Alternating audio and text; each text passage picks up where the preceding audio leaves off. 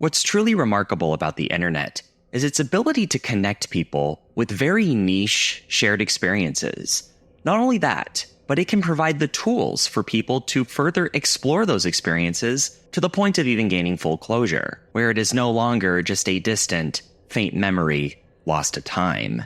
If it weren't for the internet, that is exactly what would have happened to the story that I'm about to tell you, which has been kept alive by the sizable number of people who remember it firsthand. In the 1990s, an exceptionally ordinary phone number began popping up in many advertisements, predominantly in Ontario, Canada. It was on billboards, newspaper articles, the phone book, and many other outlets. It was particularly memorable because it was a vanity phone number, the ones that spell out a word, and it was a simple phrase, 1-800-GOLF-TIP.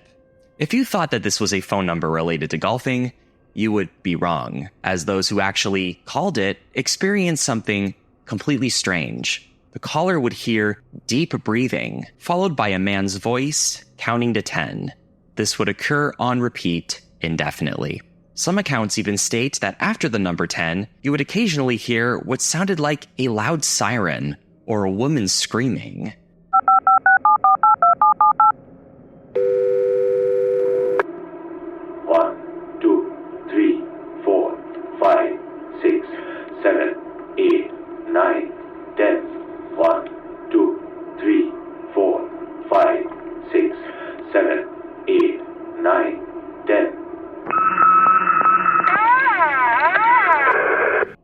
It allegedly became somewhat of a regional trend among teenagers to call this phone number for fun, just because of its very mysterious nature. But beyond these witness accounts, there is not much else known about 1-800-GOLF-TIP.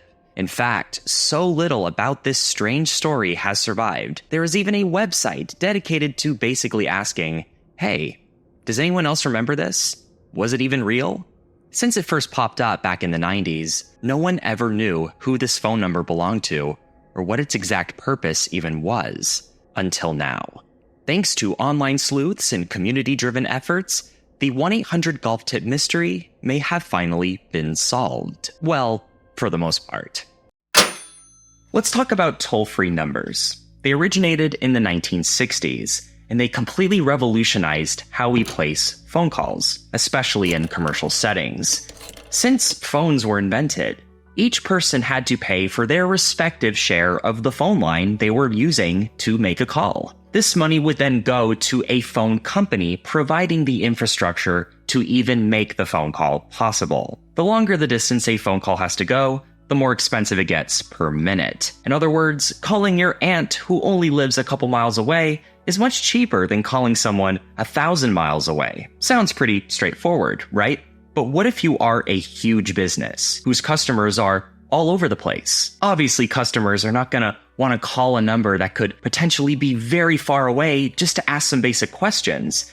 It could cost them a ton of money. So that's when the Bell Telephone Company introduced the 1-800 number. Rather than having the customers pay for their share of the phone call, the business with that number pays it for them. Yes, this is more expensive for the business in question, but the convenience it provides for the customer could create more business and therefore profit in the long term. This is called economies of scale, and so the toll-free number was born. The most popular area code for these numbers was, of course, 1-800 because it was super easy to remember. But you know what's even easier to remember? Phone numbers that spell out something. All you had to do was refer to those letters above each number on your dial and choose the number that corresponds with it. You dialed 2 for the letter B, 3 for the letter E, 3 again for the letter D, and so on. And obviously, these words were always related to the business in question. Like 1-800-Flowers will sell you flowers. So for Canada's 1-800-GOLF-TIP, you would think that it'd be a phone number all about giving you tips on how to play golf. Well, that's where the mystery deepens, and it goes beyond just the phone number not actually being related to golf, because the ads for it actually were related to golf.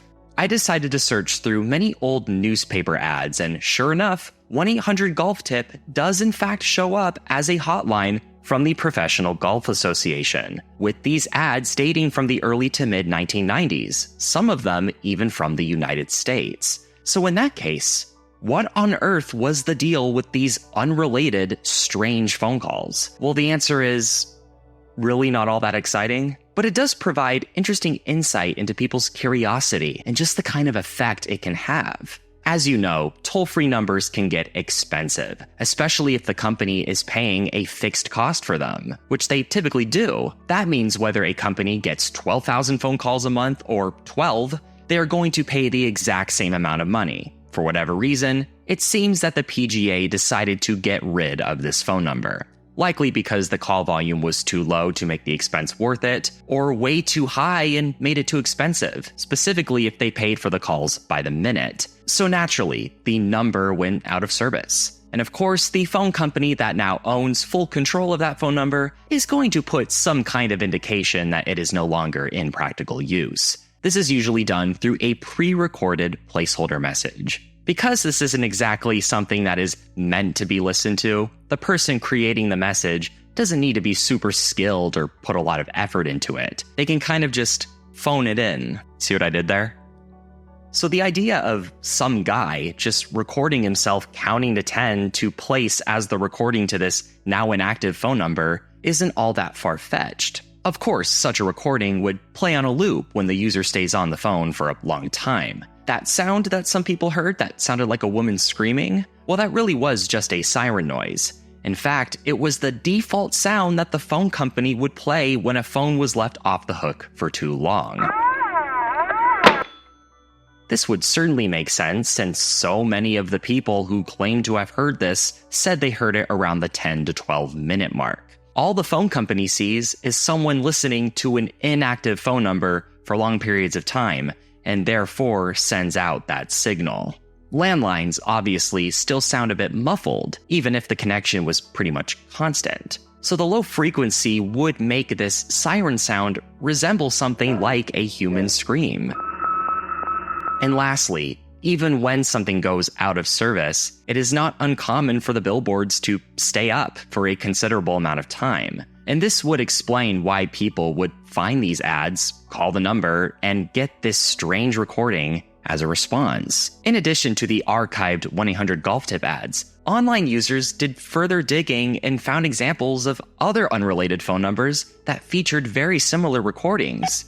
1, 2, 3, 4, 5, 6, 7, 8, 9. 1, 2, 3. This was quite a significant lead, given that there is only one recording of the 1-800-GOLF tip phone calls that is known to exist. It was supposedly captured by a user known as Peabody, who recorded it off their receiver back in 1994. Having the chance to actually compare the similarities between different phone numbers with similar setups has allowed us to really narrow down all the possibilities for what this could be, instead of just relying on distant memories. So there you have it. A 30-year-old mystery solved. Right? Well, not exactly. I do believe that this is in fact the explanation for what is going on here, but there are still some questions that have been left unanswered. 1, 2, 3, 4, 5. Were you getting bored just now? You've probably been told that this is currently the fastest way of mass communicating information, over the telephone.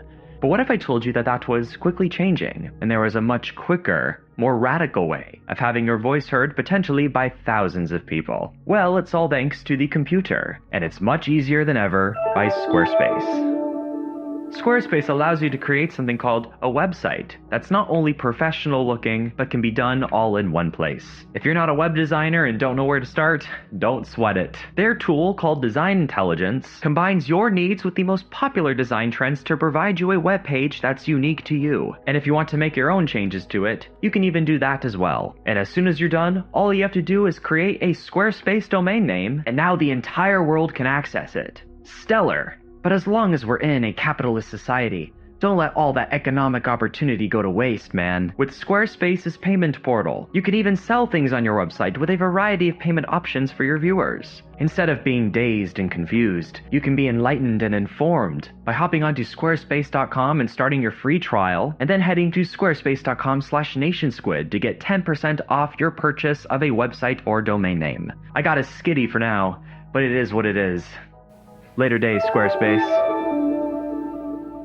I, of course, want to give credit where credit is due and say that much of this research was compiled by user Oh I Get Jokes over on Reddit. Lovely username. And an article that they cited, written by the Payphone Project, claims that the 1-800-GOLF tip number was only up for one weekend, the weekend of December 3rd and 4th, 1994. However, while these ads indicate that the number was certainly in service at this time, and some of the language certainly does imply that, I still couldn't find any evidence that the number went out of service immediately after. In fact, I even found evidence pointing to the contrary, which is a bit strange. Here is another ad for 1-800-GOLF tip from almost exactly 2 years later, in December of 1996. But Peabody's recording was made in 1994, when the phone number was already allegedly out of service. Even then, these ads were from the very end of the year, so the odds are very high that this recording was made before December. This implies that the phone number would have already been out of service by the time these ads showed up. So what was going on during this 2-year period? There are two possibilities here.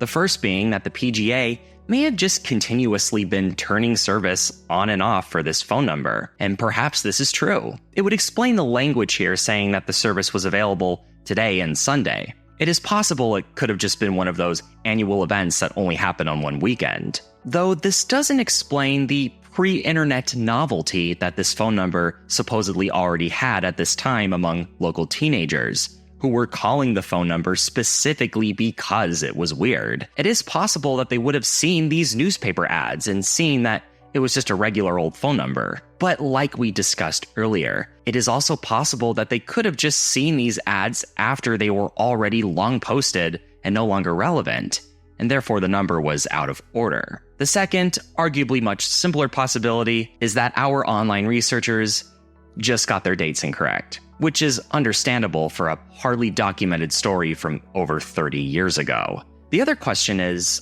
what is with the audio of the man counting? Why can't it just be a recording of someone saying, sorry, this phone number is no longer in service?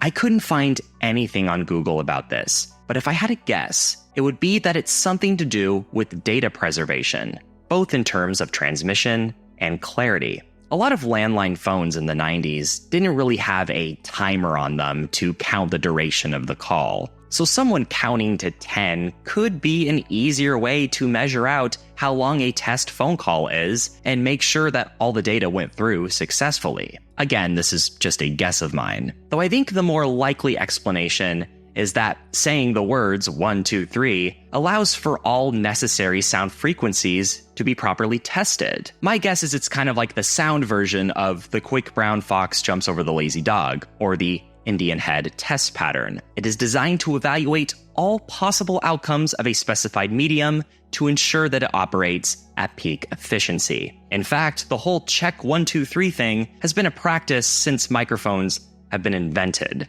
I even did it before this video.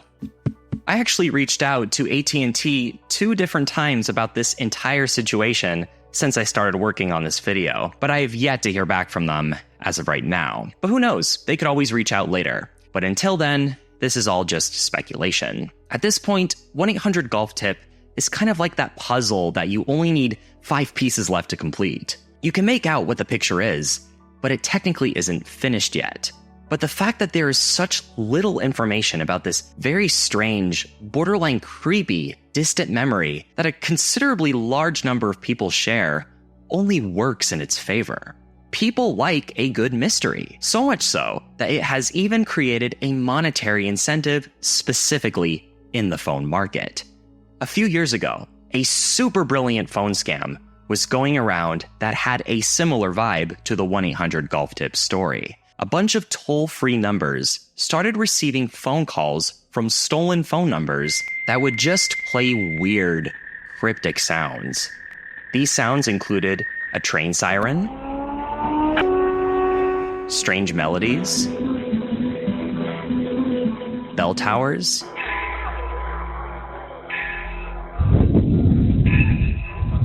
even people's intimate conversations.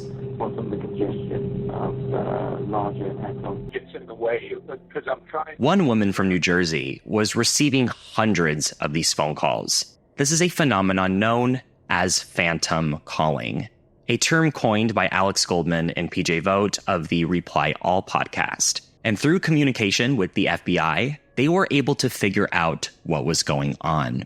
As we mentioned earlier, when you place a phone call, someone is paying for it, whether it's the owner of the toll-free number or whatever. But that money is then distributed to the owners of all the phone towers that helped make that specific phone call possible. The person behind the scam will then go to one of the more shady underground phone companies that own a few of these towers and basically say, hey, if you give me a share of the money you make from my phone calls, I'll start making a whole bunch of them. If a business is paying a fixed cost for their toll-free number, they're obviously not going to notice an inflated phone bill. But the toll-free service provider will. The longer a phone call is, the more money you make. And how do you keep people on the phone? By making the phone calls really damn creepy and mysterious. People are going to want to listen more to find out what is going on. On the surface level, it seems like a victimless crime, except the victims are multi-billion-dollar phone corporations. But it is quite genius. But now, 1-800-GOLF-TIP wasn't the one calling people. People were calling it. And I certainly don't think that it's some kind of scam that the PGA is behind. But that curiosity, that innate urge within us to prescribe meaning to something abstract, is nearly identical to these phantom calls. And it's what made them so easy to exploit. But that curiosity is powerful enough to have us still talk about it years later, as well as give us the ability to finally get some kind of closure. Even if it all ends up being nothing, that's still something. You catch my drift? I've made videos deep diving into other internet mysteries, particularly related to YouTube, which you can find right here. A special thanks to all my Patreon supporters down below, patreon.com/nationsquid. You can also 1-800 buy me a coffee. Thank you for watching, everyone.